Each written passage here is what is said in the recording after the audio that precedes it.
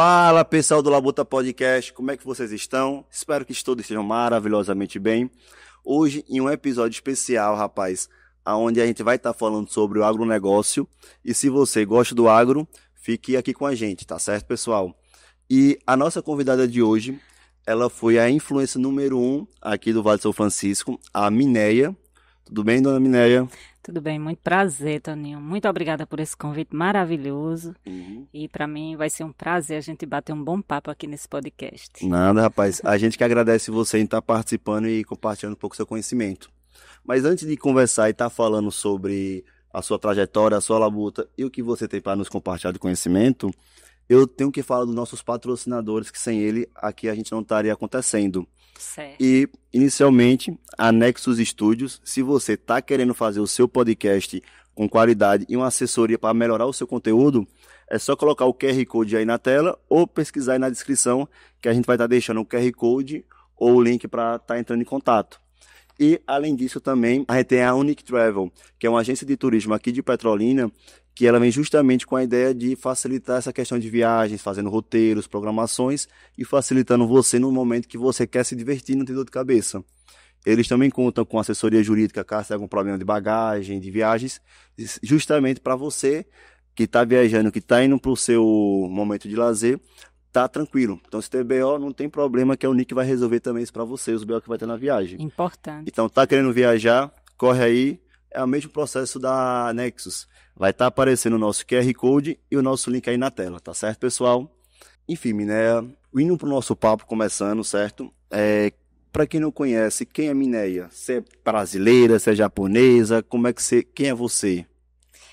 Sou Mineia Otsuka, sou filha de japonês com brasileira, pernambucana, petrolinense, e papai chegou no Brasil em 1972. Aí o pessoal até dá risada porque eu falo que eu tenho sangue de cangaceira com samurai. Olha o perigo. Rapaz. Já pensou? Logo pernambucana, né? Sim, sim. Aí, no caso, seu pai veio morar aqui no Brasil, conheceu sua mãe e foi construindo a família de vocês, certo? Isso. Agora, como é que seu pai veio, ou você veio parar em Petrolina? Não é. Olha, papai chegou no Brasil em 1972, ele tinha 18 anos de idade. E papai fez técnico em eletrotécnica no Japão e Massa. veio para o Brasil para ser produtor, imagina. Oxente, produtor rural. Sim. Minha avó já era produtora no Japão, ela plantava tangerina. Entendi. Era uma das melhores tangerinas do Japão, que é de Kyushu, na região de Sukumi, Oita. Então ela plantava tangerina. Eu nunca vi essa tangerina no Brasil, ela é bem pequenininha, o pessoal vende em conserva. É delicioso. Eu nunca comi também não, rapaz, foi curioso. E o segredo do sabor dela tá na brisa do mar. Acredita? Que influencia, né, na questão do sabor, dos bricks, das coisas, né? Exatamente. Aí, no caso, seu pai veio pro Brasil, mas ele veio pros cafés, pra cana ou pro Vale já? Eles chegaram em Santos, trabalhavam uma época lá, só que perceberam que não era o que eles queriam, porque eles já vieram com um sonho estabelecido, que queriam ir para o Brasil, né? Sim, que queriam ser produtores, queriam ser grandes produtores, né? Massa. Então, eles chegaram aí para São Paulo, Minas, Maranhão, até chegarem aqui na região do Vale do São Francisco. Chegou aqui, se apaixonaram. Você já sabe a história lá da água, né? Bebeu água do São Francisco. Então, rapaz. Aqui é conhecido Petrolina hoje como a terra dos forasteiros, porque é muito raro você conhecer alguém que é petrolinense e também é filho de petrolinense. Acaba que a gente tem uma miscigenação muito grande aqui mesmo, seja de outras culturas como japoneses, também tem muito europeu, alemão e tal aqui na região. Verdade. Então, e também pessoas de fora que acaba que se você conversar, eu até provoco o pessoal que está assistindo, que na sua roda de amigos pergunte quem é de Petrolina e quem é filho de petrolinense. Verdade. Então é uma coisa que realmente é... Sempre eles trazem, né? Um ancestral, alguém da Europa, espanhol, italiano, né? É verdade. E aí chegou no São Francisco, a gente chegou depois de quantos anos? Só pra gente trazer uma noção de quanto é que ele chegou no Vale, para saber mais ou menos como é que era o Vale naquela região, naquela época. Eles chegaram aqui mais ou menos no ano de 1975. Passou 3 anos rodando no Brasil até achar a Terra Prometida. Exato, exatamente. E Eles chegaram a plantar tomate. Uhum. Quando eles chegaram aqui, plantaram tomate, melão. Sim, massa. A gente teve um podcast antigo que foi com o Zucal. Vocês conhecem o Sim. Rodrigo Zucal? Sim. Ixi, não vou falar o nome dele pra não falar errado. Esqueci. Desculpa aí, Zucal. Nisso ele trouxe justamente essa questão do tomate aqui no podcast, que foi uma época que teve um boom muito grande, mas decorrente de doenças, de falta de manejo adequado, fitossanitário, desse problema na região. Isso, é verdade. É Sim, bem sim. desafiador plantar tomate. Não sei que não sou da área. Eles chegaram a produzir sementes para agroséries em 1980, eu acho. Seus pais, no caso. Semente de pimentão, de tomate. Mas empreendendo no agronegócio e seguindo o sonho deles, né? Sim. E nisso. Ixi, não posso perguntar a cidade que é falta de educação, né? Ah, Mas então você nasceu justamente num ambiente rural, imagino, sim. nessa parte de roça, de desenvolvimento, correto? Foi. Isso. E nisso, assim, hoje, não sei se pra mim eu acho mais comum essa questão de japonês e tudo, mas imagino que naquela época, quando você era pequenininha, não sei o que na região, você se destacava, chamava a atenção do pessoal. Como é que era isso aqui pro pessoal nisso? Ver uma menina de olho puxado e tudo. Vou compartilhar uns negócios bem bacanas com você. Uhum. Minha avó me ensinou a dirigir com 7 anos de idade. Nossa. Foi. Na verdade, na roça não era, mais né? comum, né? Era pela necessidade. Sim, sim, Tanto é sim. que com 12 anos minha mãe não estava bem em casa, teve que trazer para o hospital com 12 anos de idade, né? Então, na roça isso tudo é muito precoce por conta das necessidades. E aprendi a dirigir trator cedo. Com 7 anos, nessa época que eu aprendi a dirigir, eu dirigi um Fiat 147. Agora, minha avó foi, assim, bem confiante, porque ela me botou para dirigir no meio de uma plantação de pimenta do reino. Ixi, Maria, passou por Olha, tudo. não atropelei nada, tu acredita? Bom, dá pra ver que a habilitação não foi comprada. Não foi não. Mas E com 14 anos eu já dirigia caminhão, trator, carregando adubo. desenrolada toda. Foi o jeito, eu tive que aprender tudo isso. E com 7 anos, papai já me dava atividades para mim fazer. Por exemplo, eu tinha que irrigar todos os canteiros de pimenta do reino. E eu que não fizesse isso. Então, eles sempre foram muito visionários, foram empreendedores. Eu fico observando papai nos anos 80. Naquela época, quando ainda era um padrão só de caixa de manga, papai criou a própria caixa, mandou para a empresa que fabrica, criou a logomarca dele. A primeira caixa de manga com desenho de manga foi meu pai que desenhou. Você acredita? Visionário mesmo. Sim. Naquela época, todas as caixas só tinham o nome CAGE, Cooperativa Agrícola de Juazeiro. Sim, sim. E meu pai já estava lá, Eiji Francina, com o desenho da manga que ele mesmo desenhou. Que massa isso. Eles também foram acho que um dos pioneiros a vender diretamente a manga para o CEAGESP, fora da cooperativa. De massa isso. Então, quando eu observo... Ele foi desbravando vários mercados, né? Sim. Foi, acho que uma das primeiras pessoas também a plantar manga quente na região. É tanto que a nossa manga quente... Né? A manga quente tem 30 anos. E foram 5 famílias que plantaram manga aqui, os pioneiros no Vale do São Francisco, todas as famílias japonesas. Papai foi uma delas. Massa. No 5º ano, eles pensavam que não produzia. No 3º, teve gente que derrubou, né? Disse, não, acho que aqui não dá manga. E na época, realmente, o pessoal falou, o japonês está doido. O japonês está plantando manga. E aí, no quarto... Viu? Quando foi no 4º ano, eles, 4 anos cuidando sem ter retorno, sem saber nem o que ia acontecer, né?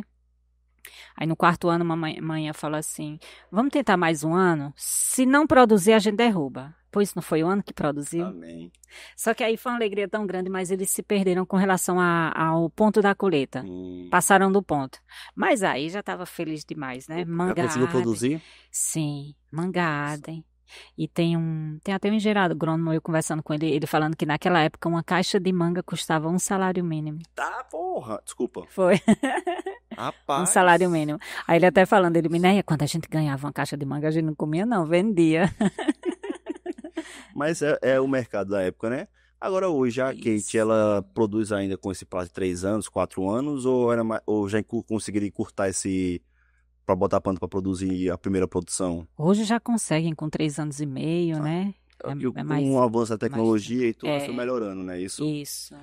Fazendo, o pessoal faz aquela poda bem pontual e aí Sim, consegue é, formar rápido, né? a gente foi avançando, nossa região do Vale de São Francisco foi avançando junto com o tempo, né? Com a tecnologia, Isso, com as coisas, e hoje a gente é um dos maiores produtores aqui do Brasil. é verdade. Isso vem Muito justamente dos orgulho, né? pioneiros, né? E É. aí, agradeço ao seu pai por acreditar aqui na região e vir para cá, do Vale. Obrigada. Agora, uma coisa que me passa é uma mudança cultural que existe entre você, uma criança que foi criada com a cultura, eu imagino que seu pai, mais uma cultura mais japonesa, para uma cultura mais brasileira, eu vou dizer assim, sabe? Sim. Então são culturas diferentes que quando a gente é mais novo, acaba que a gente não entende muito bem algumas coisas, sabe?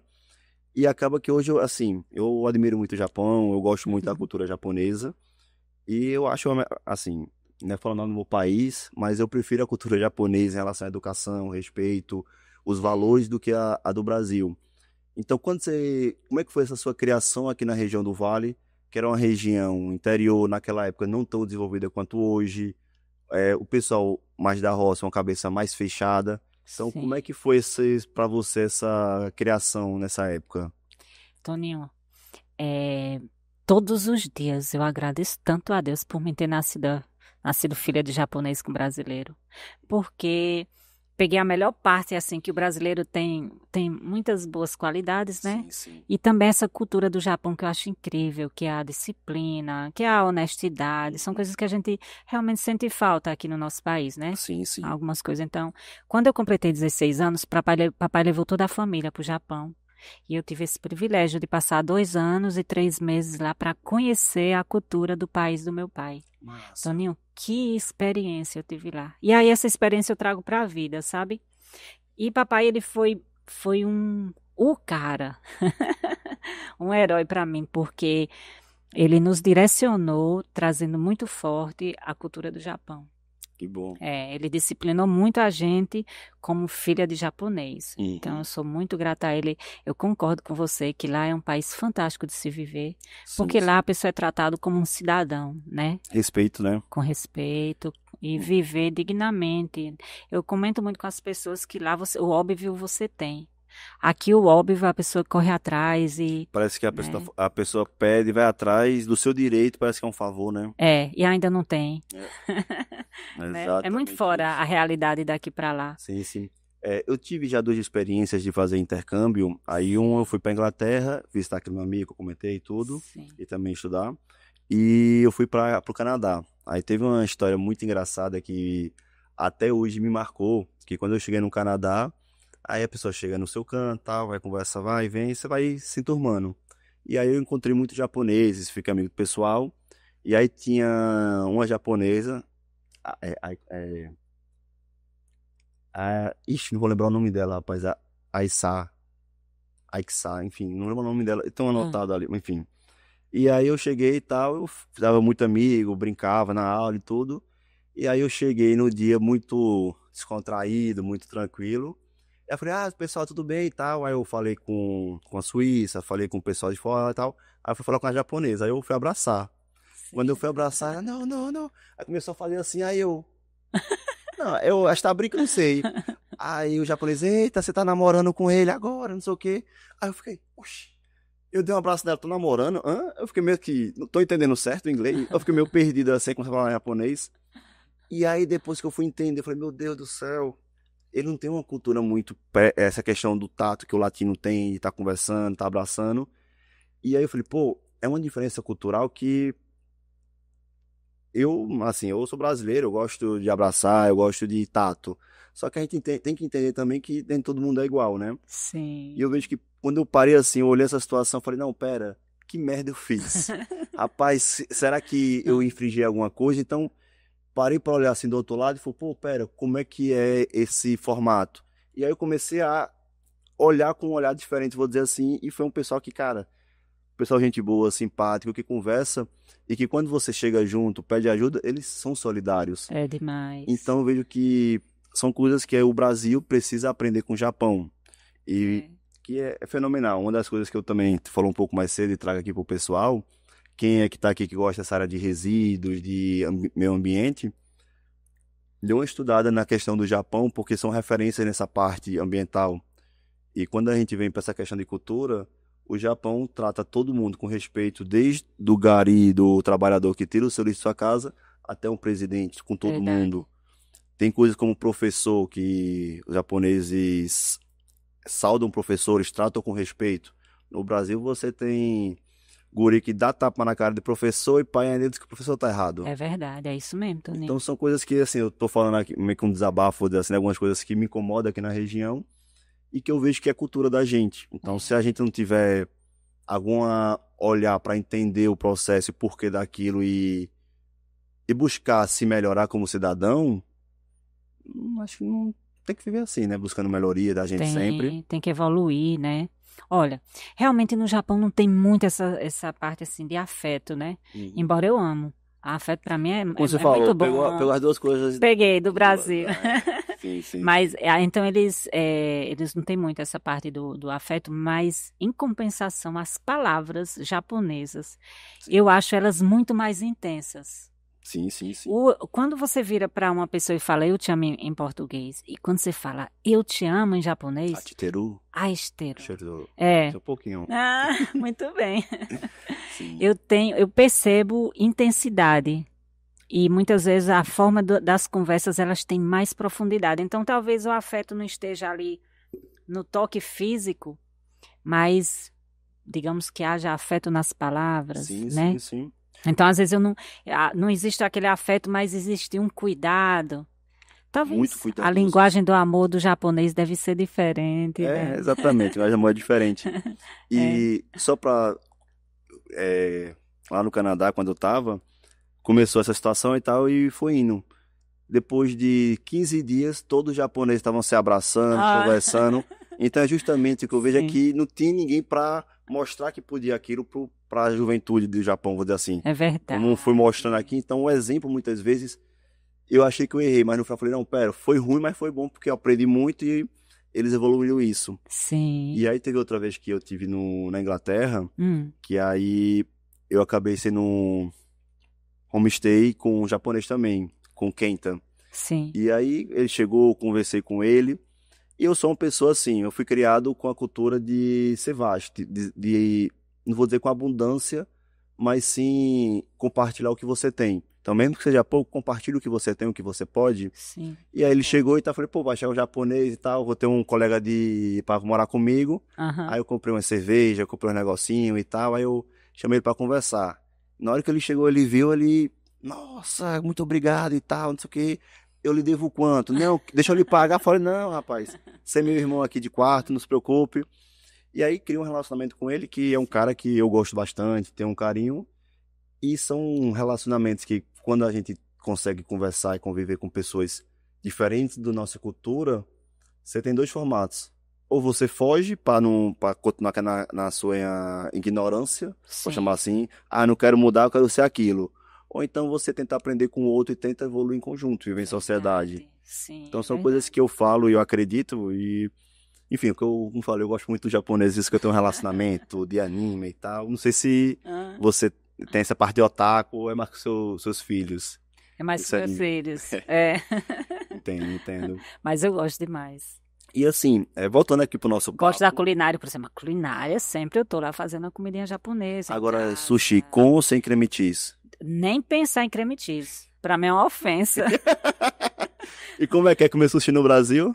Então, é criativo, né? Eu não comia esse tipo de sushi lá, né? Califórnia, né? Hot roll, não sei Lá tem os fritos ou não?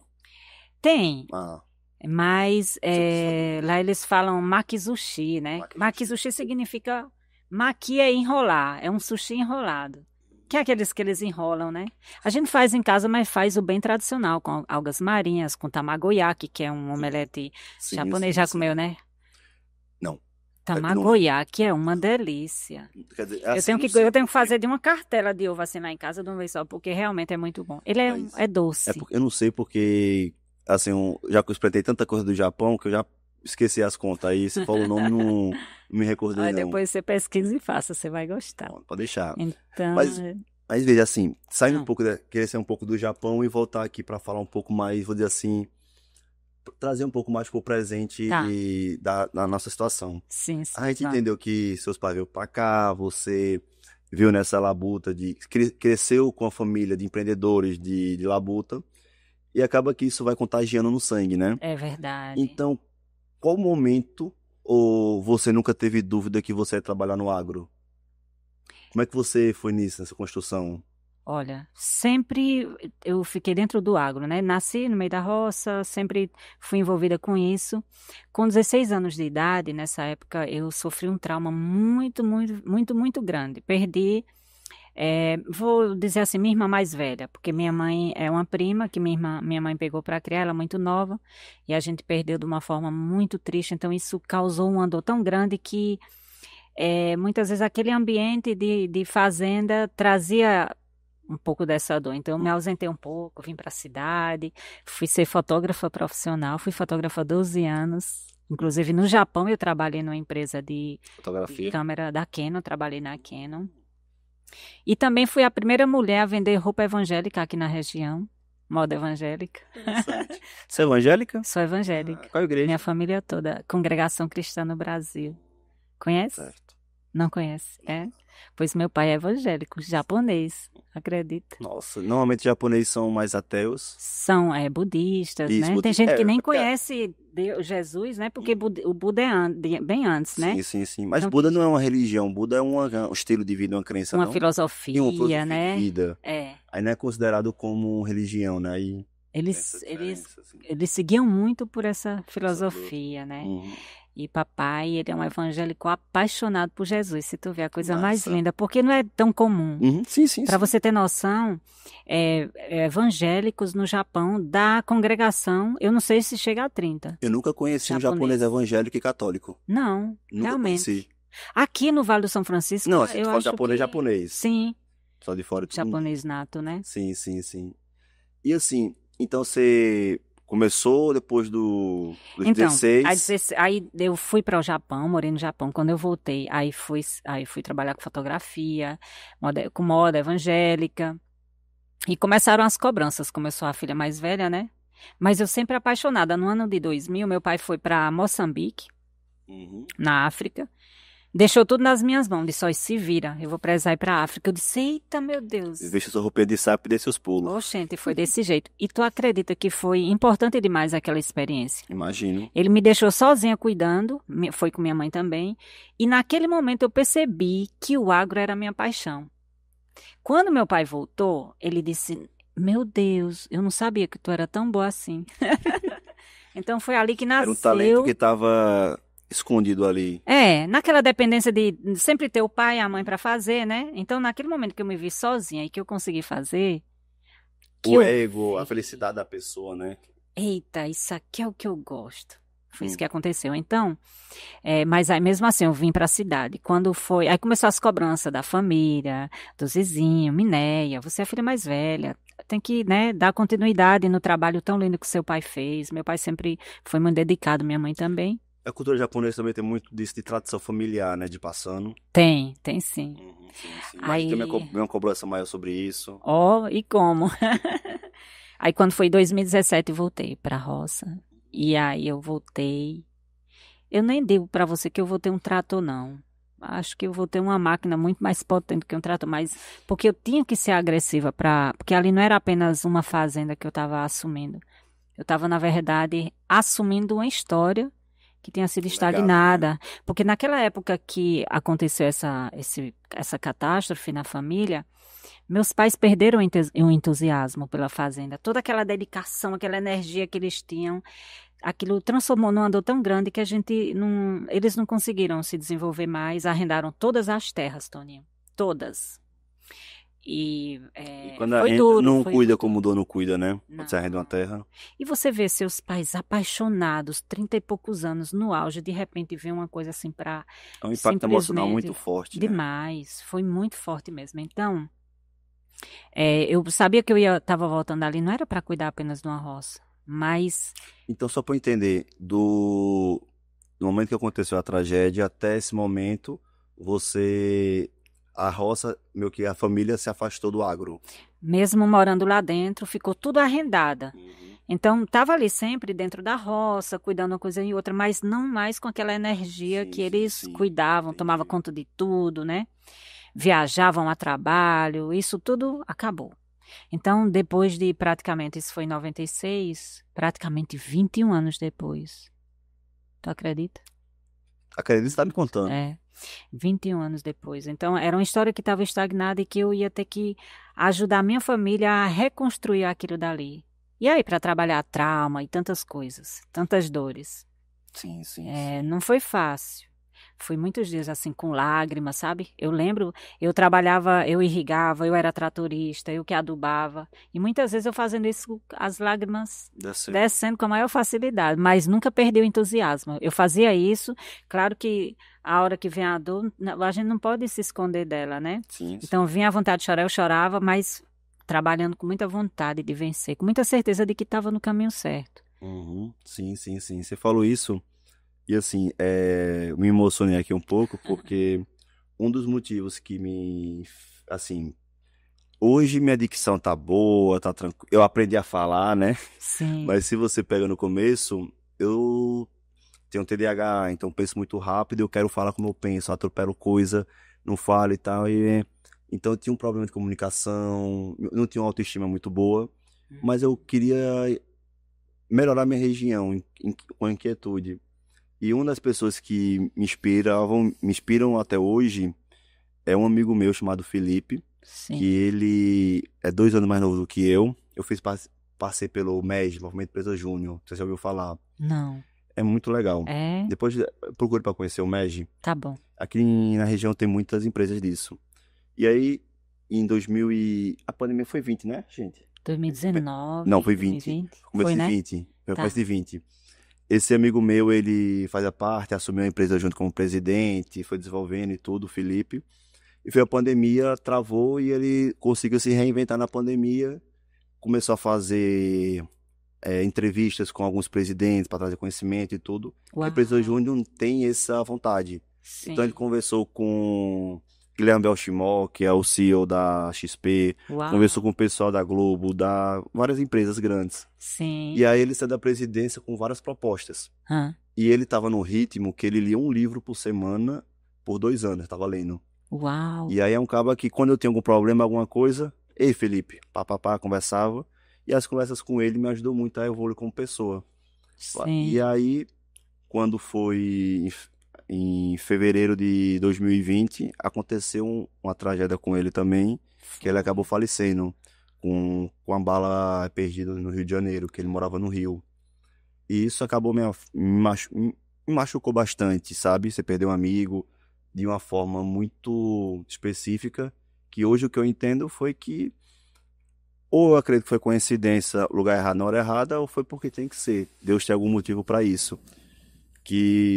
Ele foi pro posto, ele ficou 15 minutos no posto enrolando porque o pneu não estava conseguindo encher. E aí 2 bandidos é, chegaram, falaram do assalto e aconteceu a tragédia que ele veio a falecer.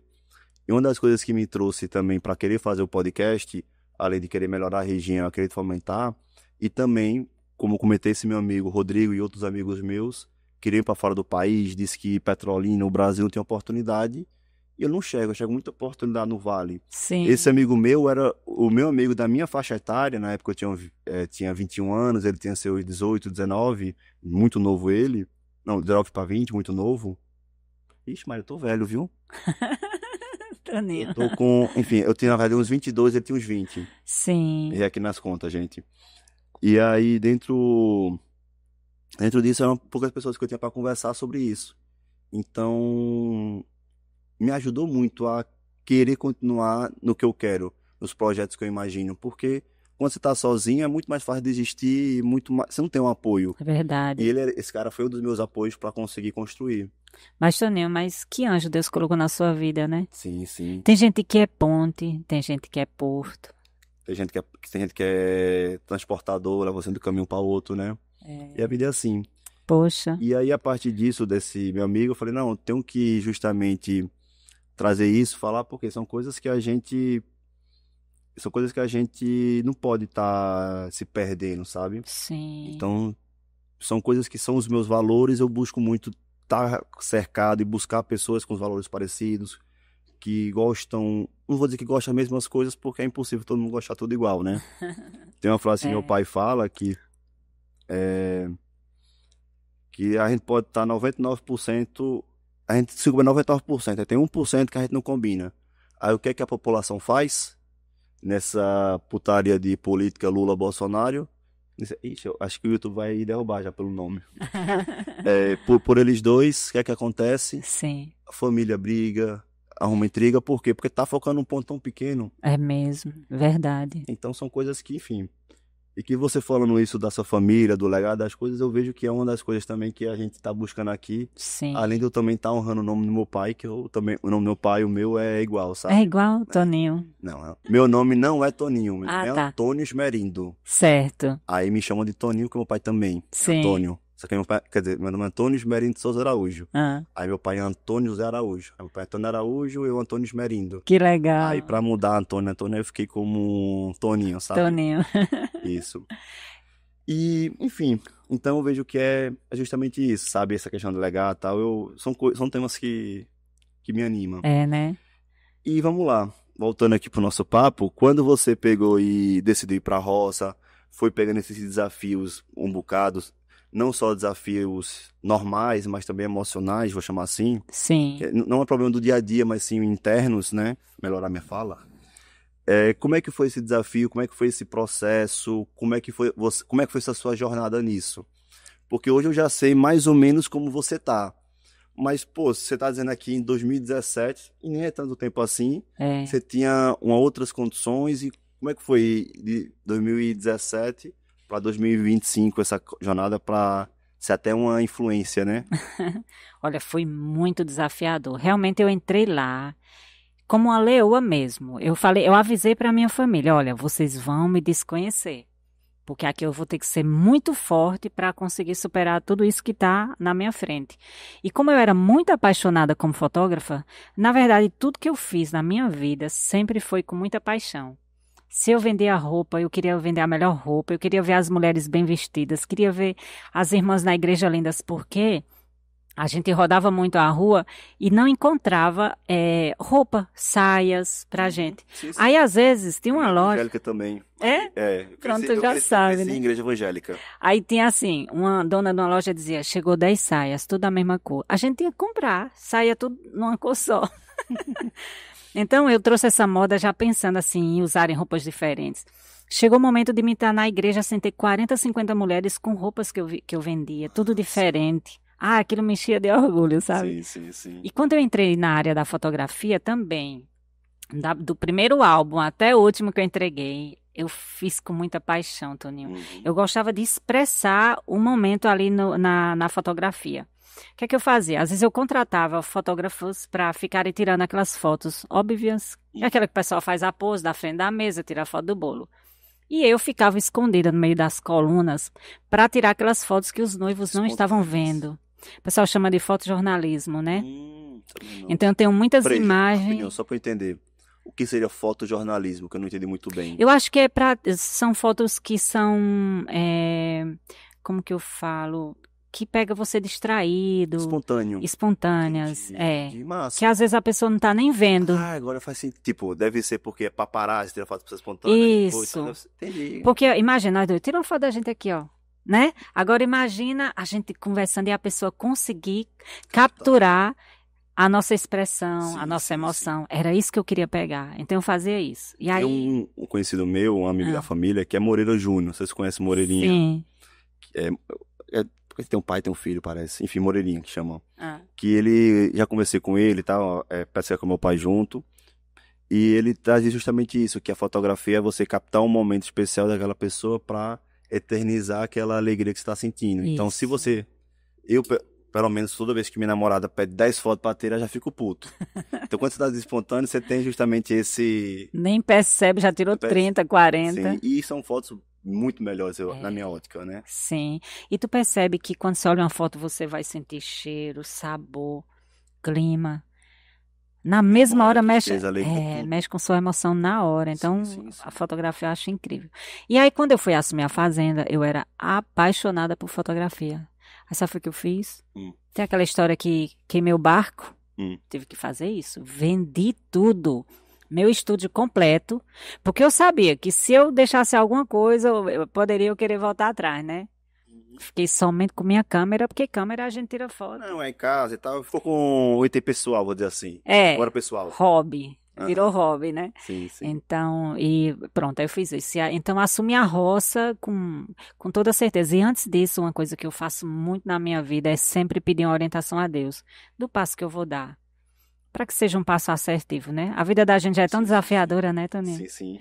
Então, eu busquei muito para Deus se aquele passo realmente era da sua vontade. E aí eu recebi a resposta de que sim. Eu disse, então tá bom, se é da sua vontade, então vamos. Então eu enfrentei muita dificuldade, eu entrei lá sem condições financeiras, porque na época estavam sem recurso. Então eu tive um momento de não ter combustível para ir trabalhar. Mas olha, Toninho, Trabalhar sem capital é muito difícil. é uma loucura. E você sabe que o empreendedor realmente ele passa por situações assim. Às vezes ninguém Então, ele de acredita. pedra. É verdade.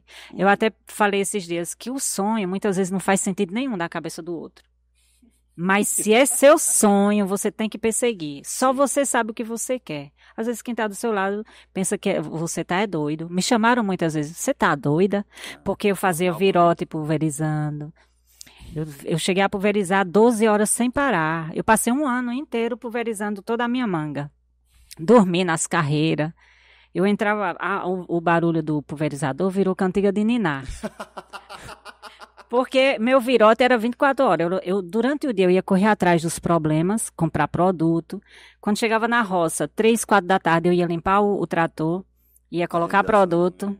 Começava lá para 5, 6 horas da tarde, meus funcionários já tinham ido embora. No outro dia, quando eles chegavam, eu estava saindo de dentro da fazenda. E aí, aí era que ia tirar meu cochilo, ia dormir. Às vezes tirava um cochilo de 1 hora, eu já tinha que sair correndo para resolver as coisas. Loucura, viu? Agora me pergunte de onde eu tirei essa força. Foi Deus que me deu, porque quando eu lembro das loucuras que eu fiz, eu saía de casa Parece que 3 é mentira, não? Isso? até eu fico, Mineia, meu Deus. Eu saía de casa às vezes 3 horas da manhã, eu vinha retornar 1 hora da manhã do outro dia. Não. Quase Saía 24 horas? Quase 24 horas. Nossa senhora. Era coisa. Puxado isso. E olha, não me arrependo de nada. Nossa, como eu só agradeço. Esse é o sentimento que vem. Assim, tem uma coisa que eu acredito muito, que é justamente essa questão do arrependimento, sabe? Então hoje eu sou uma pessoa que eu vivo minha vida tentando não criar arrependimento nas coisas que eu quero estar fazendo, sabe? Sim. Então, intrinsecamente eu tenho essa questão também de pedir orientação é que assim, religiosamente falando, eu acredito que a gente tem alguma coisa em cima da gente, que tem um ser que eu não sei que ser é esse, que se eu olhar pelo viés da igreja evangélica é Deus, mas se eu também olhar para outras religiões, eu vejo que eles estão falando coisas parecidas, só que de um jeito e outro que muitas vezes eu vejo que o homem que deturpa as palavras sagradas de qualquer religião. Sim. Então eu acredito que tem alguma coisa, só que eu não... Um ser superior, né? não ser superior. Então, se é Deus, não sei o que é. Sim, sim. Mas eu acredito que tem alguma coisa e hoje eu tento viver minha vida com meus valores, que é o que eu acredito. Então, eu sempre tento buscar, tipo, o que é que eu tô fazendo? Meu Deus, será que é o caminho? Como é que seria isso, sabe? É verdade. Então, são coisas que vão ajudando a gente a postergar, quero desistir, não, mais um pouquinho, você vai dando aquela energia, né? É verdade. E assim, eu imagino que dentro de tanta coisa que você faz, que você já conversou nos bastidores, que você para pra trás e olha, vixe, já fiz tanta coisa assim, será que é verdade mesmo? Acontece isso? Acontece. Massa, massa. Mineia, e hoje, como é que tá a questão de você nos seus trabalhos? Você disse que começou, pelo que eu entendi, seus pais, sua família tinha mais do que uma área produtiva, né? Isso. E aí você foi para uma, ou foi para Isso. todas? Fui para outra área. Nessa área dos meus pais tem produção de manga, goiaba, moringa. O que é moringa? Moringa oleífera, já ouviu falar? Não. É uma das plantas mais nutritivas do mundo, chamada proteína verde. Massa. É uma planta incrível. O papai estudou sobre ela no Japão e aí Trouxe. implantou aqui. Massa, massa. Então, inclusive essa viagem que ele fez para Moçambique, na África, foi tentando implantar a cultura do plantio dessa planta, pelo menos em cada muro, porque ele ajuda a diminuir a desnutrição. Qual é o nome mesmo? Moringa oleífera. Moringa oleífera. Depois Vou dá uma estudar, pesquisada, vou estudar. você vai ficar encantado, viu? Certo. E então, e lá eu trabalhando, dando esses virotes, trabalhando que nem uma doida, ainda achava que era pouco, você acredita? Eu disse, Deus, eu consigo mais. Eu gostaria muito que tu abrisse uma porta na minha vida. Eu quero uma representação. Só que no meu pensamento, eu pensava, representação de quê? No Vale do São Francisco já, assim, tem tantos produtos que eu não conseguia enxergar um produto novo. Uhum. Aí Deus maravilhoso, sabe o que ele fez? Trouxe esse produto na minha porta, que é o famoso Primax Suncare. Você acredita? Foi incrível. Então você conheceu o Primax Suncare. Suncare. Suncare. Suncare. Isso, que o seu seu Demétrio. Esse produto, o rapaz chegou na sua porta para vender ele, no caso? Chegou, não sei como ele soube, porque assim, eu que fazia tudo na fazenda, eu que aplicava protetor solar, eu que pulverizava. Então, na aplicação do protetor solar, eu tinha um problema muito sério da cola ser altamente tóxica. Então, era um problema muito sério. Mineia, cuidado, não pode deixar resíduo. Eita, se aumentar demais, vai ficar resíduo. Sim. E além da toxicidade, né? Então, eu falei, não é possível que eu não encontre, eu quero um produto que eu consiga aplicar o protetor solar sem que seja um produto tóxico. Cal, né? Isso, o caulinho, né? Caulinho, isso. Aí essa pessoa, não sei como soube, e mandou lá para a minha porta. E quando eu apliquei, ficou fantástico. E nisso os vizinhos começaram a perceber a qualidade da minha aplicação e começaram a perguntar, menina, que produto é esse? E aí eu recomendei à indústria. E de tanto vender à indústria, manda um convite para mim. Mineia, tem um convite para você. Que tal você representar esse produto? Eu falei, feito, bora. E nisso eu estava dentro da fazenda. Nesse momento eu já estava em outra fazenda do meu pai, arrendada, cuidando também de manga. De um com duas já. Aquele outro eu já deixei tudo certinho com minha família. Aí eu disse, papai, agora eu vou na carreira solo. Aí lá eu estava com um projeto de arrendamento para Baia. Eu plantava melancia e ainda cuidava da manga e ainda fui fazer as propagandas do Primax Suncare. E meus funcionários que são... Nossa, olha, eu amo o meu time. Meus funcionários são pessoas fantásticas que também eu considero que foi Deus que trouxe cada um deles para a minha vida. E eles de uma forma assim tão, como que eu falo, tão carinhosa, disseram assim, Dona Mineia, vá vender seus produtos e deixe que a gente vai cuidar da sua roça. Na época eu ainda tinha um ciúme do meu trator, né? Trator cabinado, ar-condicionado. Pegou novinho. E aí era um medo danado de quebrar alguma coisa, porque o trator é muito caro, né? E a manutenção. Então, mas aí coloquei um tratorista muito responsável. E eles realmente deram conta do recado, assim, cuidaram com tanto carinho. E eu, no mundo, vendendo Primax Suncare, fazendo demonstração, porta a porta, trabalho de formiguinha.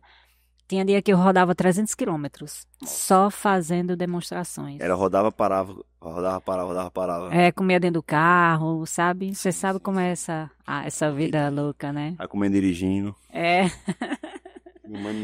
E aí o carro vira lugar de terapia, você conversa só, faz plano e tudo mais. Meu carro tem muitas histórias, muitas. E aí, então, e o Primax Suncare hoje é o queridinho do caulinho. Hoje é considerado o melhor produto junto com o caulinho como um protetor solar. Então, hoje a gente... Agora, assim, eu entendi, então... O procedimento do cal ainda é utilizado para a gente fazer aquela proteção para a manga não queimar e amadurecer mais rápido, não perder qualidade do fruto, certo? Isso, queimaduras. E aí, para a gente botar esse cal na manga, o pessoal usa detergente, cola, aí esse seu produto é como se fosse uma cola para isso, com menos agrotóxicos, mais fácil de limpeza. No caso, meu produto é biodegradável. Qual é a proposta do Primax Suncare? Ele é um produto que segura bem no campo e que ele é biodegradável. Então, todos os produtos da indústria que hoje eu distribuo, a gente tem essa consciência do futuro, consciência ambiental, todos são biodegradáveis. Você falando desse seu trabalho lindo, né, pensando também no futuro, cuidando do resíduo, e aí por isso que eu falei, você vai gostar do que eu trabalho. Então, a gente parece que fala a mesma língua, né? É aquela, a gente tá distante, mas quando vê, tá no mesmo ponto, tá focando na mesma coisa, né? O mesmo propósito, Isso, né? mesmo propósito. Que é o cuidado com o meio ambiente. Isso. Então, nossos produtos, eles têm essa grande qualidade que são biodegradáveis. Qual é a indústria? Indústria Indeba. Indeba. Está. Ela fica onde? Ela é brasileira ou estrangeira? É brasileira, de uma família espanhola e que está no Brasil há 59 anos. Já é uma empresa já bem estruturada. Sim, já tem um tempo de mercado e uma consolidação forte, né? Para isso. Lá eu considero mais do que uma empresa, é uma família. É lindo trabalhar com eles. Realmente, tudo que Deus traz na minha vida, eu trato como um presente divino, sabe? Sim. E aí a gente tem feito esse trabalho de muita dedicação. Hoje eu dou treinamentos no campo. Então, tem aquele grupo de aplicadores que precisam padronizar a aplicação do protetor solar no campo. Aí eu chego, treino eles. E para fazer esse treinamento, quanto é que a senhora cobra? Normalmente, a gente faz uma parceria. Quando a empresa me compra, naturalmente eu já vou lá, faço esse treinamento com os funcionários dele. 80% das exportadoras utilizam esse produto. Interessante, rapaz. E o melhor, elogiam, agradecem, porque além de uma boa aplicação, ele também tem uma remoção muito fácil no packing house. Em maio, para junho, vai conversar aí, que vai estar produzindo. É? Ah, que legal. Aí, quando eu estiver nessa fase, aí eu vou lembrar justamente para ver, porque uma das coisas que eu venho falando aqui no Vale de São Francisco, em geral, o pessoal que eu conheço e tudo, é que a gente tem que entender que tem que ter uma equipe. É verdade. Então, tem que formar um pessoal. Então, você tem que levar conhecimento, você tem que levar formatos para isso. E hoje um formato que tem é justamente o PDV, que chama, né? Não, é RLV, não, representante de vendas. Ah, RTV. RTV, isso, representante de vendas, isso, RTV. Sim. Então os RTVs, eles têm essa experiência, a equipe, as indústrias passam conhecimento justamente para levar para o produtor. Então, uma das coisas que a gente busca, eu busco no grupo da gente, é justamente trazer esses conhecimentos e como é que a gente pode estar trazendo e ganhar em conjunto, né? Uhum. Então, a gente tem que aprender a fazer 1 mais 1 é 4, não é 2. Tem que aprender a fazer essa mágica, né? Então, como é que a gente consegue fazer essa mágica? Se é um conselho do engenheiro, tem que obedecer. Não. Aí não fala não, porque daqui a pouco estão dizendo que eu tô dimensionando, tô botando a situação. Na vida, uma coisa, outra coisa. Na vida essa matemática não funciona, não. Tá certo, 1 mais 1 é 4 mesmo. A gente tem que fazer isso porque, se você tem um produto, tem um outro, como é que a gente consegue criar uma solução em conjunto para poder beneficiar um ecossistema melhor, né? Isso mesmo. Então, no momento que você pensa só no seu umbigo, tá ali só pensando em você, aí você acha que 1 mais 1 é 2. Mas quando você começa a entender que, pera, quando eu tô falando um negócio mais geral, você ganha com todo mundo. Exemplo, multiplicar as ideias, né? O seu produto mesmo, por exemplo, eu vejo que para a gente conseguir exportar, manter uma qualidade, a gente tem que ter cuidado nas restrições de exportação, importação exportação. Então, esse produto aí vai conversando, vai vendo, daqui a pouco cria-se um entendimento, uma melhoria sobre isso, né? É isso mesmo, tem um padrão que precisa ser obedecido para que o seu fruto possa ser exportado. E lembrando que para cada mercado é diferente. Se for o chinês é um, coreano é outro, o europeu é outro. Isso. E esse cuidado precisa ser geral, porque se a manga de Toninho, a uva de Toninho chega lá fora, não é a uva de Toninho, é a uva do Vale do São Francisco. Então, no momento que você traz um produto melhor, o que é que você faz? Você começa a mostrar que as frutas do Vale têm um cuidado melhor, têm uma escultura melhor.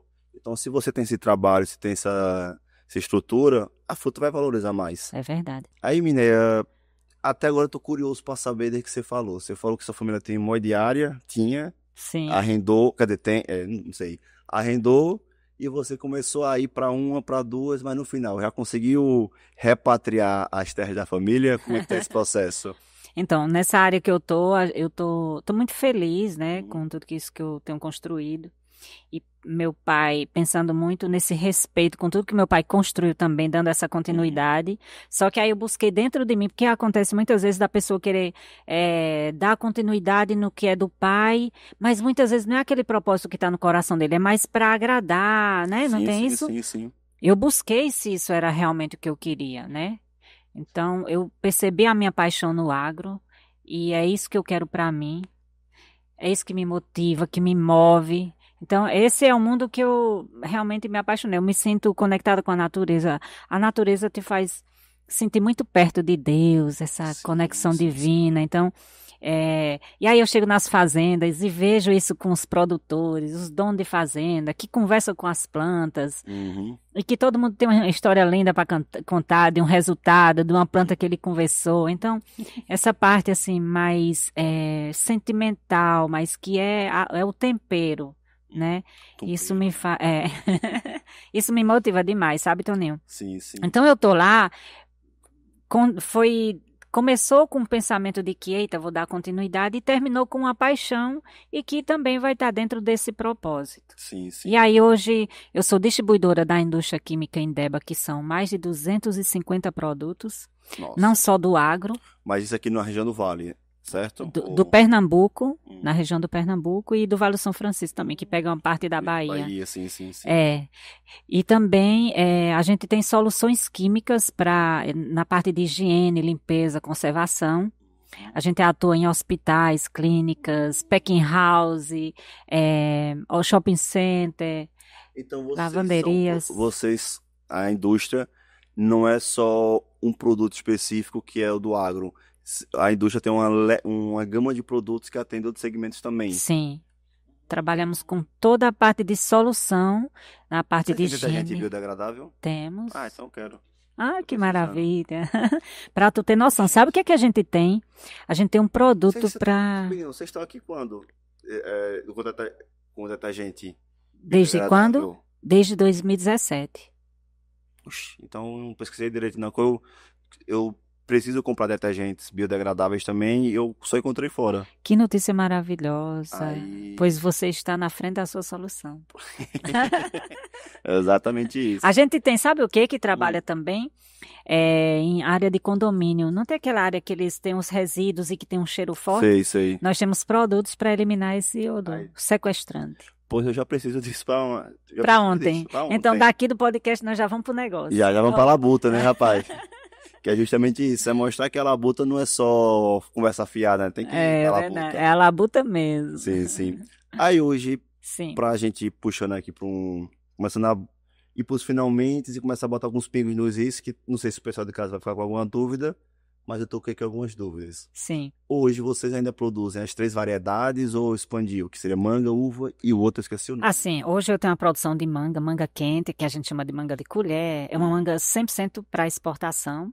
Eu certo. espero que em breve o brasileiro consuma manga quente.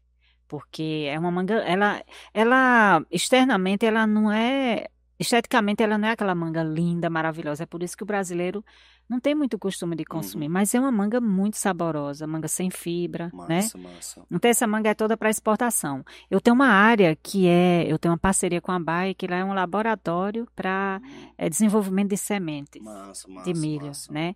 Tem uma área também que eu planto abóbora, planto melancia. A gente faz essas culturas de rotações rápidas Uhum. também.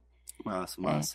E estamos com um novo projeto que está assim em andamento, que breve eu posso tá dando para você boas notícias. Pronto, pronto. Então a gente deixa aqui. Fiquei curioso aqui, mas eu me Vai segurar segurar? aqui a ansiedade. Ver se eu consigo alguma informação depois que a gente sair das câmeras aqui. Então, Mas né? Então. agora tá conversando para estar trazendo isso para divulgar pra gente também, né? Sim. Agora, se for dos produtos. Peraí, deixa eu só recapitular. Pronto, entendi. A cultura. Hoje você tem não só a cultura, você faz tanto quanto as culturas fixas, quanto as culturas rotativas, né? Isso. A E planta você tem ainda, né? Qual é o nome aquele que você falou, que é de nome difícil?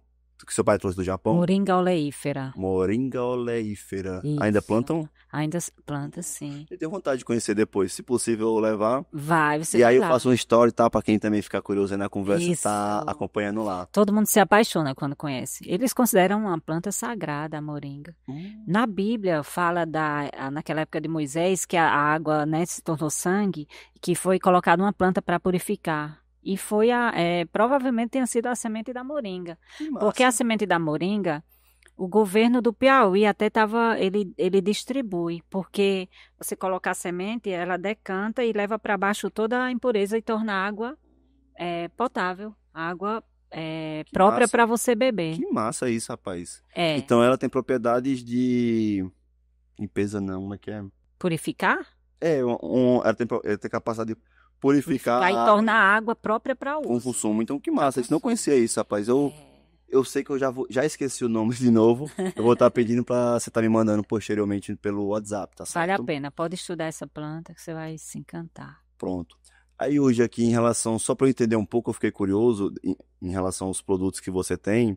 Você falou que atende o agronegócio, Sim. no agronegócio é unicamente o caulim ou não? Não.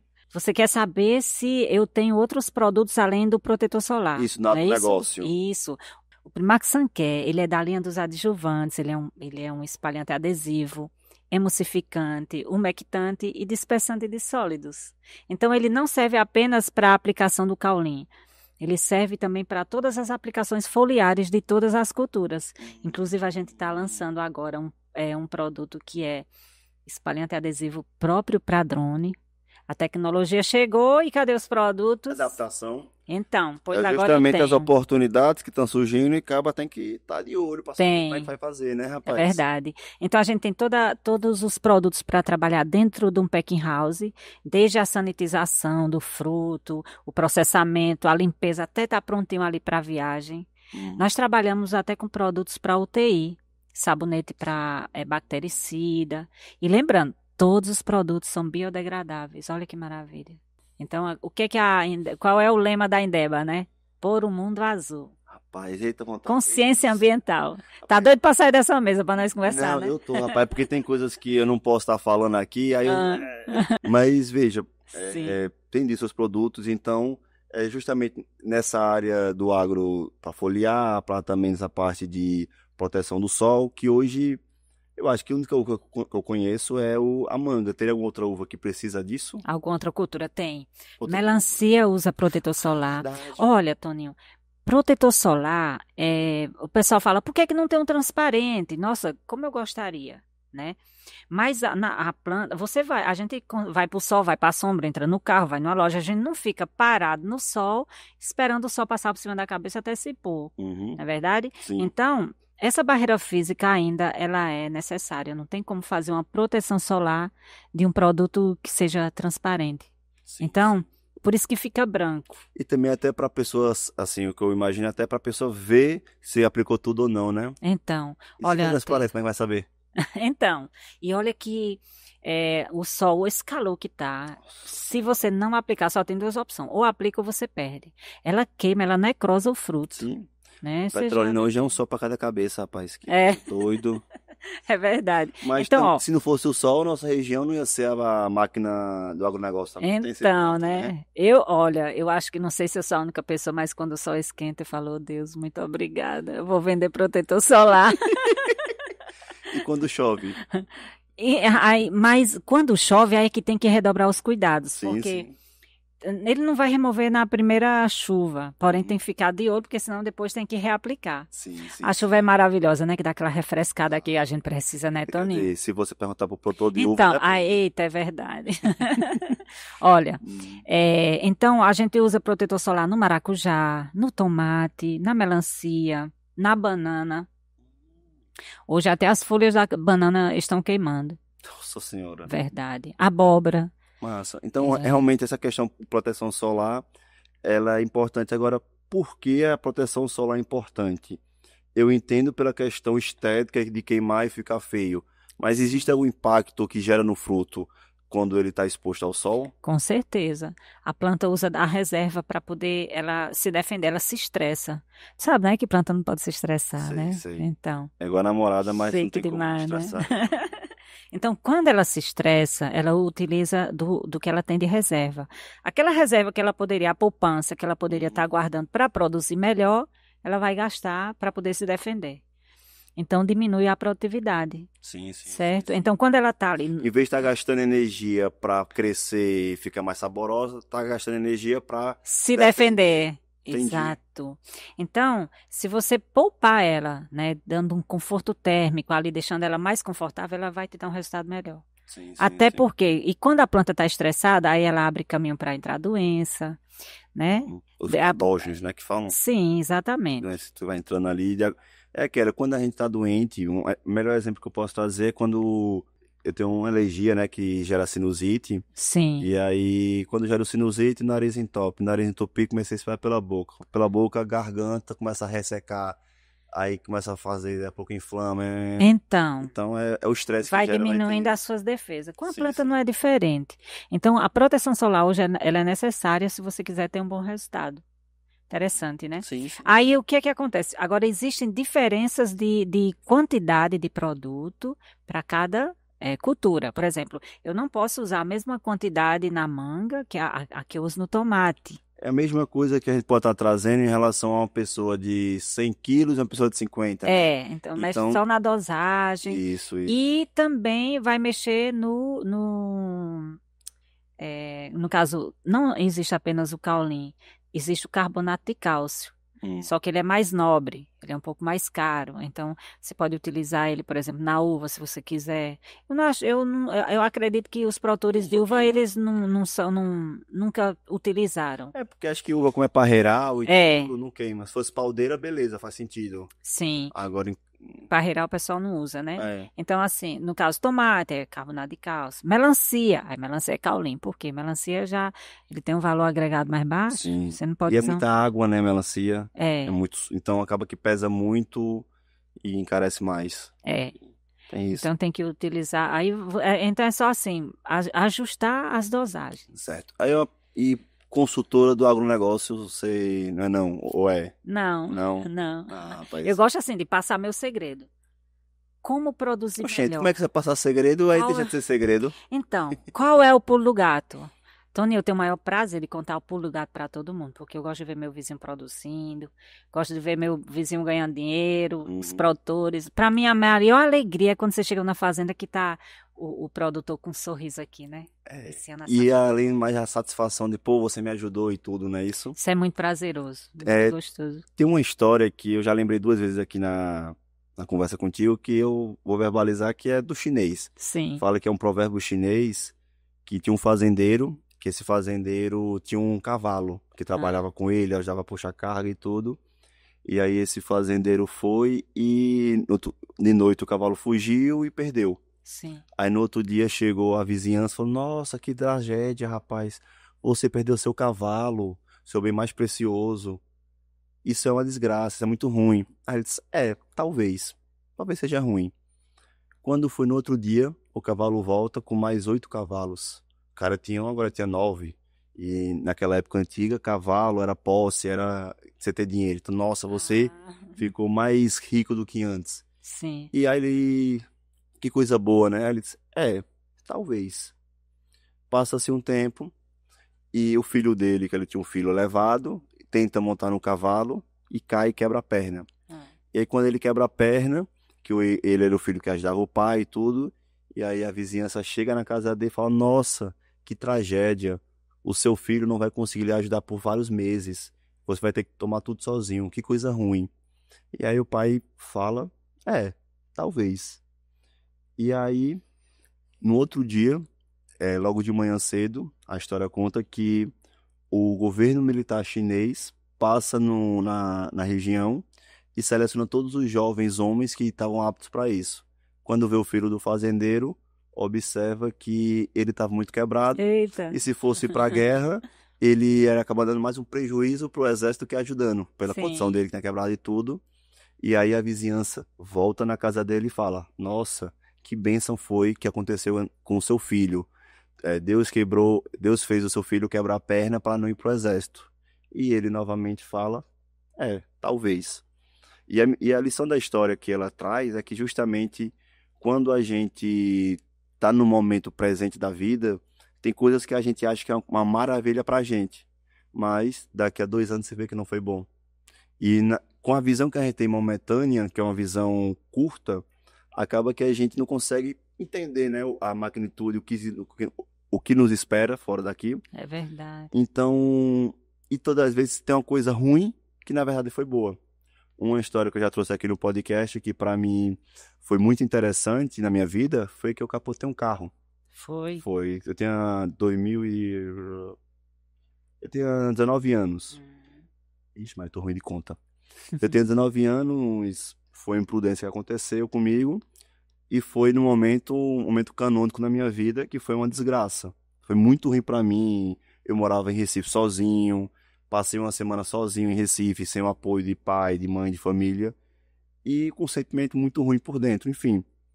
E hoje, quando eu olho pra trás e eu vejo essa história, foi uma das melhores coisas que aconteceu comigo. Olha. Por conta que isso me fez mudar, me fez evoluir e ser uma pessoa que eu sou hoje. Sim. Então, naquele momento, eu bebia muito, fumava cigarro com sapeste, que mãe não escute. Eu morava sozinho em Recife e tal, e eu vivi uma juventude, vou dizer assim, mais rebelde nesse momento. Sim. No momento que aconteceu esse acidente comigo, foi muito ruim, perdi carro, mas e aí? E agora? O que é que isso me fez fazer? E a história traz justamente que quando a gente acha uma coisa ou outra, vai mudando de acordo com o tempo. Então, o que a gente tem que fazer é estar vivendo e fazendo o nosso melhor possível. É verdade. Então, tem coisas que às vezes é bom, às vezes é ruim, mas o futuro a gente vai ver de frente para trás, que aí talvez seja mais fácil de enxergar, né? É. E aí, quando eu vejo essas coisas que você está trazendo, essa sua história, essa sua labuta, então eu vejo que teve muitos esses talvez. Que acaba que uma coisa que eu aprendi também, não sei onde é que eu aprendi isso, mas aprendi em algum canto, e acaba que eu sou curioso, aí eu pego uma coisa ou outra aqui, enfim, é que o nosso maior gás é a nossa maior dor. É Então, verdade. quando a gente tem um maior problema, tem aquelas coisas, é o que movimenta a gente a querer melhorar. Sim. Em dezembro do ano passado, a gente trouxe aqui o pastor Edilson, que ele trouxe uma mensagem mais ou menos desse sentido. Que se você está procurando seu propósito, se você está procurando o seu caminho de vida e não sabe para onde vai, eu sou da teoria que qualquer caminho serve. Então, você tem que buscar, você não pode ficar parado. Mas se você quer algumas dicas, vou dizer assim, a dica que o pastor Adilson trouxe foi justamente essa. Veja o que é que você se incomoda, veja quais são suas dores. Que a parte das suas dores é que você vai conseguir ter as forças para enfrentar ela. E não é que não vai ter medo. Vai ter medo, mas a gente tem que estar enfrentando, sabe? É verdade. Como você muito bem enfrentou aí nessa sua trajetória aí, viu? É verdade, Toninho, eu tinha tanto trauma. Devido a esse trauma que E tive, que não trouxe tem? um monte de problema. Era medo de escuro. Era tanto medo, pois eu consegui, através desse trabalho, através todo esse desafio que eu Gente, medo tive, escuro perdi e pulverizava. e pulverizando. Medo de fantasma. Tu pensa aí, eu Imagina você pulverizando, lá e gritando, dando um susto. eu pulverizando no dia da lua cheia. Quando eu vi aquela lua cheia, eu, ai meu Deus, lobisomem. Olha, mas nunca apareceu, viu? Isso é na cabeça da gente. Mas eu tinha esse medo, e era um medo assim que me paralisava, Sim, que eu não fazia nada. E tive que enfrentar, tive que aprender a andar no escuro. sim. Teve um momento do trator quebrar, no meio da noite, lá no meio da roça, e eu saí caminhando sozinha. Ixi. Gente, e aí eu dizia, meu Deus, menina, que orgulho de tu. Mas quando a gente Né? olha, quando a gente tem uma frase que quando a gente olha quando a gente faz o impossível não deixa de ser deixa de ser impossível, né? Assim, para as pessoas, então, você vai fazer aquilo é impossível, tu não vai conseguir, aí tu faz, aí o pessoal que disse que não ia fazer parabéns e tal. Então, São coisas que a história se rima, né, é na sociedade. verdade. Mas veja, Minéia, eu lhe agradeço muito pelo papo, tá certo? Gostei muito de conhecer você, gostei muito de conhecer a sua trajetória. Espero que o pessoal aí que também está assistindo a gente tenha gostado desse papo. Mas a gente tem que estar puxando para os nossos finalmente, tá certo? Tá certo. Até também para o pessoal não estar cansando. E também tem uma máxima que eu vi, que eu aprendi, que o podcast a gente tem que terminar ele, o papo bom, para o pessoal querer que chame você novamente, que a gente faça outros podcasts. Verdade. Até porque não vai ficando Não dá chato, pra o contar pessoal vai tudo, não. saindo e tudo. Ah, se for contar a sua vida, é como meu pai, teu tio meu que fala isso do meu pai, eu imagino que você é parecida. Que se contar, se botar a sua história em um livro, dá uma trilogia. Que não cabe só em um livro só, né? É isso mesmo. Mas veja, Minéia, quem queira lhe encontrar, quais são suas redes sociais, como é que as pessoas podem estar lhe comunicando, seja para comprar os seus produtos, seja para estar entrevistando para outro podcast, para outra estrutura, como é que as pessoas podem estar fazendo isso? Através do Instagram, pode procurar como Mineia Otsuka. Lá também tem meu telefone, tem o Facebook. Então, lá tem um contato, pode me procurar através Certo. do Minéia Instagram. Otsuka. Mineia Otsuka. Agora tem como soltar o Otsuka, Ah, porque eu acho que soletrar, assim, né? porque eu acho que assim, eu sou disléxico também, meu TDAH, então eu confundo as letras e tal, É esse nome meio complicado assim, eu... Mineia Otsuka. Otsuka. Otsuka, K-A. Otsuka. Isso. E também tem o Instagram da Indeba e também do Otsuka Soluções, que é o nome da minha empresa que a gente Otsuka trabalha. Soluções. Otsuka Soluções. Gostado, Tá né? certo. Tem uma frase que para finalizar, eu quero agradecer por esse convite. Foi maravilhoso o nosso Muito papo. obrigado. Espero que você tenha gostado Amei, da rapaz. nossa conversa. Você já tá no pessoal que eu quero trazer novamente aqui, tenho certeza, viu? Eu tenho um provérbio que papai fala que eu acho fantástico, que é Ichigo Ichie. Esse provérbio, ele fala muito e isso eu aprendi na prática, né, através dessa dor, a valorização do momento. Cada pessoa que a gente conhece, valorizar esse momento como se fosse o último. E eu acho isso fantástico. E tenho feito isso muito, assim, na minha vida. As pessoas que eu encontro, eu trato como se fosse a última vez. Então fica esse provérbio esqueci a palavra para esse provérbio para pessoa Pra pensar, refletir, né? de reflexão. De Pronto, reflexão. então fica esse provérbio de reflexão. Sim. Qual é? Só falar a palavra japonês novamente? Ichigo Ichie. Ichigo Ichie. É. Entendi. Gostei desse provérbio, rapaz.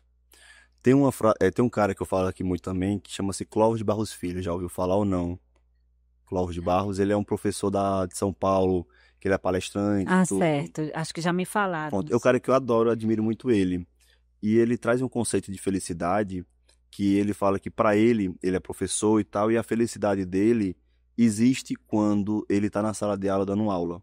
Agora, a felicidade realmente dele é quando ele entende que nas palestras dele, nas coisas, ele falou, começou a falar e tal, o pessoal gostava dele e não. Ele disse que ele entendeu que a felicidade era no momento que o filho disse, professor, eu posso fazer minha mãe aqui para assistir a sua aula? Então, porra, o que é que leva um cara a querer trazer a mãe para assistir uma aula? É justamente que aquele filho, ele entendeu os valores do professor, entendeu o conceito dele e o que é que ele está querendo. Ele está querendo levar para a mãe dele o que ele viu, o que ele sentiu, que é a alegria que ele teve. É verdade. Então, quando você tem um momento da sua vida que você queria compartilhar com outras pessoas, é um momento de alegria isso. E se ele, como professor, foi o proporcionador dele disso, a felicidade máxima dele é isso, sabe? Sim. Então a gente tem que procurar onde é que está a nossa felicidade, que cada um vai estar no canto. Se eu quiser ir para um caminho, um exemplo, ser professor, talvez não seja meu caminho e eu me frustre, né? Então, enfim, Mineia Otsuka, muito obrigado por vir aqui. Lhe aguardo, rapaz, também pra gente visitar lá a sua área daquela fruta. Moringa oleífera. Moringa oleífera. E também marcar uma visita lá na nossa área, pra estar trabalhando. E aí a gente faz uns videozinhos e tudo pra estar mostrando pro pessoal que assistiu o podcast como é que é a aplicação, qual é a qualidade do produto. Tá A certo. gente vai estar fazendo. Tá Tá certo, bom. Mineia? Muito obrigada. Muito obrigado. Estamos à disposição aqui. O que precisar, pode estar contando com a gente. Pessoal da Labuta, se vocês estão até aqui agora, eu peço encarecidamente, curta nosso vídeo, comente e diz aí o que, é que você achou da Mineia. Quer que ela volte aqui? Ficou com alguma dúvida? Fale aqui que, quem sabe, no futuro breve ela não volta e tire mais dúvidas de vocês. Tá certo, pessoal?